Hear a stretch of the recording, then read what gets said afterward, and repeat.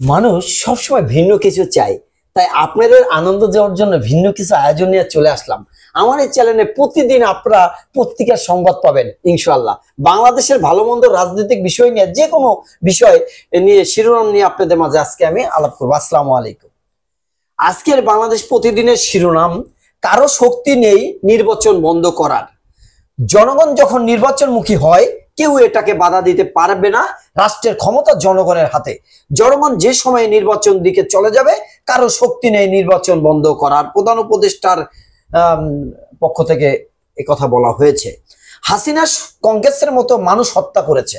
BNP স্থায়ী কমিটির সদস্য সাবেক মন্ত্রী ইকবাল হাসান মাহমুদ টুকু বলেছেন, হাসিনা কংগ্রেসের মতো মানুষ হত্যা করেছেন। মাত্র 15 দিনে দেশে 1500 মানুষ হত্যা করেছেন। চিকিৎসকরা অনর্থক টেস্ট দেন। আইন উপদেষ্টা আসিফ নজরুল বলেছেন, চিকিৎসকরা অনর্থক টেস্ট দেন, যাওয়ার সঙ্গে সঙ্গে অনেক টেস্ট দেন। আমরা বাসার হেল্পিং হ্যান্ড গরিব ছেলে ঢাকার হাসপাতালে 14টি টেস্ট দিয়েছে। প্রধানমন্ত্রী একই সঙ্গে দলীয় প্রধানের পদে অনির্দিষ্ট থাকবেন না। তত্ত্বাবধায়ক সরকার গঠনের নতুন ফর্মুলা। সংবিধানের 4 মূলনীতি অংশে থাকবে সাম্য, মানবিক মর্যাদা ও সামাজিক সুবিচার, গণতন্ত্র এবং ধর্মীয় স্বাধীনতা, সম্প্রীতি। নাগরিক বাংলাদেশে বলে পরিচিত হবেন। বিএনপির আপত্তি 10 প্রস্তাবে।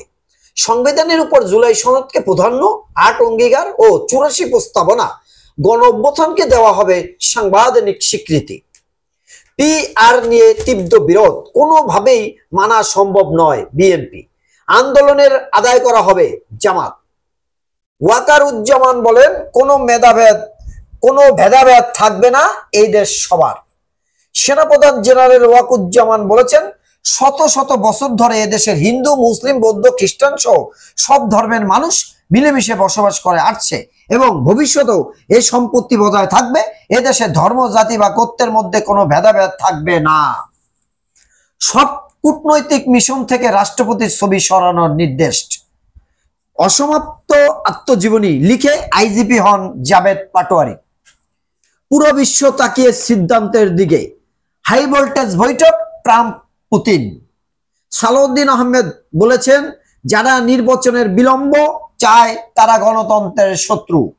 বৃহত্তর ইসরায়েলের প্ল্যানের নিন্দায় বাংলাদেশ। পিছিয়ে যাচ্ছে শিক্ষা বছর, নানান আয়োজনে জন্মাষ্টমী। 33 ব্যাংক জমা দেওয়া যাবে হজের নিবন্ধন ফি। প্রাথমিক 17,709 শিক্ষক নিয়োগ দেবে সরকার। বেগুন গাছে টমেটো চাষ। জংলি বেগুন পথের ধারে ঝোপের পাশে জন্মে। সেই ফেলনা বেগুনের চারার সঙ্গে টমেটোর চারার জোড়া গ্যাপিং লাগিয়ে বাজিবাদ করেছেন কুমিল্লার বুড়িচং উপজেলায় কোরপাই গ্রামের যুবক মোবারক হোসেন।